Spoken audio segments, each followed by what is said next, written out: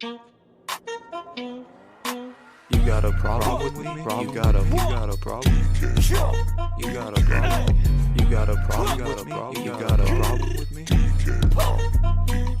got a problem? Back with another reaction with Chael. The hardest things I ever have to bring to you, or discuss, or talk about, or try to impart upon you, is to be yourself. When you're talking about trying to stand out, when you're talking about marketing, when you're talking about, okay, I'm under the unified rules, I can punch, but that guy can punch, and I can kick, but that guy can kick. How do I stand out with my skills alone?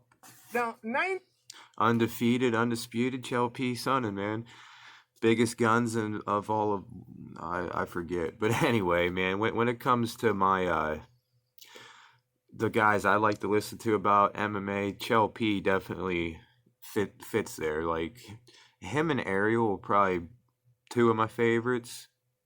I have to say, like, when Chael's a analyst and stuff, it really doesn't get any better, if you ask me. But yeah, I'm definitely on the hype train to Sugar Sean, if you want to call it that. I'm not saying he's all hype or anything like that. He's a very good fighter. In my mind, possibly the best at 135. The dude just has a lot of power for a bantamweight, especially when you throw a right straight as a bantamweight and knock a guy out. You know, that's some heavyweight power in a way. You know, that's usually where you see that type of stuff. But yeah, I'm definitely following Sean O'Malley. I have been even before he beat Weidland. So. Now, 99% of you are never going to understand this concept, and you're going to just think if you get a win, which means your punches and kicks are somehow better than his, that anybody's going to care about you. You're going to be wrong. You're going to leave the sport and have tremendous regret. But for that 1% that understands you must do something to stand out and begins to even formulate and ask the question, how am I going to do that?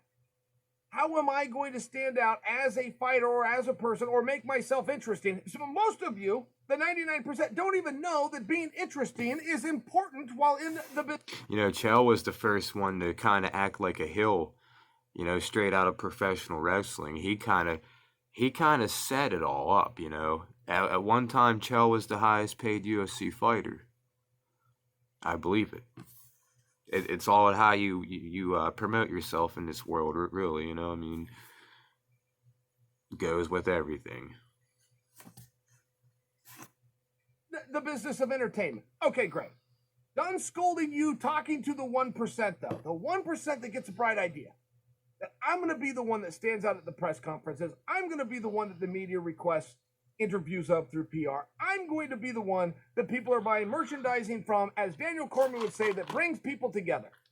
That makes people stop what they're doing, come together, and watch, go out there and perform and compete. That 1% still has a hard time accepting, be yourself. Don't try to be the next Connor. Don't try to be the next Rampage Jackson. That's where fighters are failing, man. They're just going a little bit too wild, I think. And I don't know what would be next, if you know what I mean. You can't really get any more crazier than Connor. It's not going to happen. Be the first you. Yeah. I will concede to you. That can be hard to do. Look, we all have idols, right? Man of wise somebody words. you look up to that did something that you thought was cool. I mean, we do that from the time we're little kids, so it's a little bit of a tough thing. But every now and then something comes out and it's a real treat.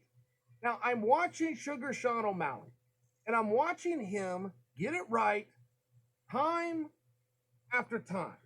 I'm also watching him do things that have never been done. I got to call this segment bonus segment of the week. He brought out the board. You know, we're getting technical now. This week's bonus segment is Sugar Sean. But here's why. Sean. Okay, first off, he does a call out. Now, how do you call somebody out and be different at the same time, considering call outs have been done from the beginning of time? Well, he found a way. He called out Cody Garbrandt and insulted him tremendously through complimenting him. He was just condescending. He is the younger of the two fighters, and trust me, in guy world, A 22-year-old does not compliment a 29-year-old. Can't happen. He complimented Cody. I'm a Garbrandt fan. I'm not sure how Sean's grappling is, really. That's the only thing I question about Sean. But I definitely can picture him beating Garbrandt. You know, I think Sugar can put his chin to the test. So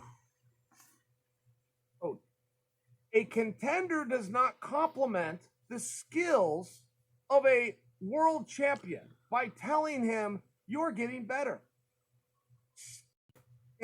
You're getting better. Stay at it, kid. That is the proverbial noogie.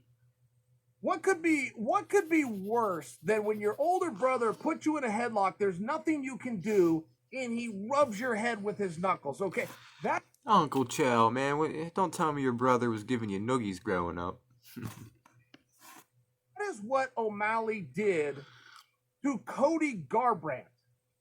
Not exactly the guy that people want to get on the wrong side of, but he did it in this playful way you couldn't help but notice.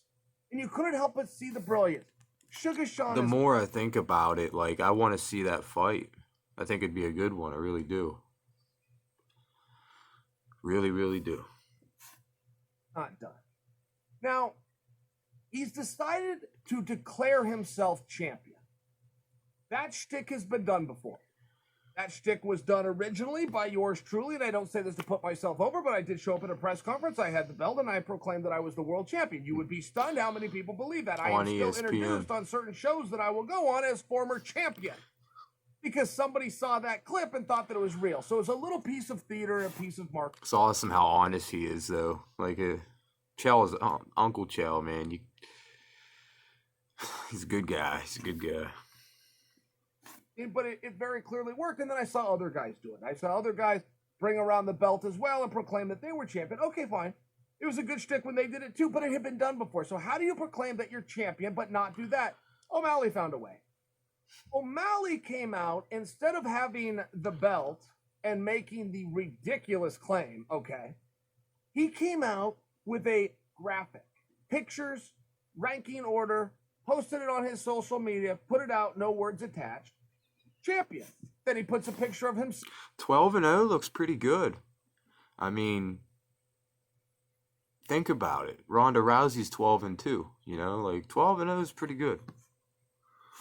With his record, #1 contender, and he put all of the right guys. I mean, he had Aljo in there. He had Jan on there. He had every badass you could think of that would belong on that list. He had Marlon on there, for example. But a champion with a C, he put himself with his picture, with his name, and sent it out. That has never been done before. That is simple. He found somebody online that had a little bit of Photoshop skills, had some graphic skills, probably paid that guy $100. Or more. And now, Sugar Sean, yet again, struck twice in the same week, 3 times. I'd pay someone $100 to collaborate. I want to collaborate with one of you guys, fam. You know, I've been trying to do a collaboration for a while now. So if you're interested, drop a comment. Times if you want to also look at his victory, but he did it in a unique way. He did it on brand for his brand. Sugar Sean wins again. Best said by Chael P. We're out of here.